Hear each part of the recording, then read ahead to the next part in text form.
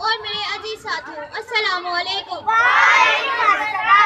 آج مجھے جس موضوع پر آپ سے بات کرنے کا موقع ملا ہے وہ ہے ہمارے قومی شاعر ڈاکٹر محمد اقبال۔ انہیں مفخر پاکستان، مصور اسلام اور شاعر ملت بھی کہا جاتا ہے۔ کون انہیں نہیں جانتا، یہ ایک مشہور ہستی ہیں۔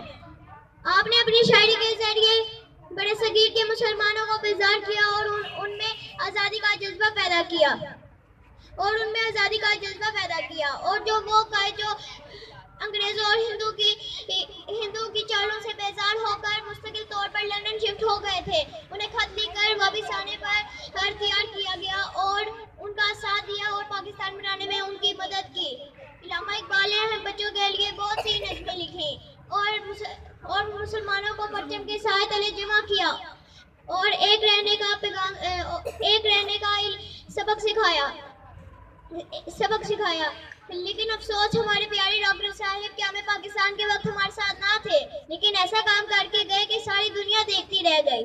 قائد اعظم نے اسی خواب کو پورا کیا اور 14 اگست 1947 کو پاکستان بنانے میں کامیاب ہو گیا۔ عمل سے زندگی بنتی ہے، جنت بھی جہنم بھی، یہ خاکی اپنی فطرت ہے، نہ نوری ہے نہ ناری ہے۔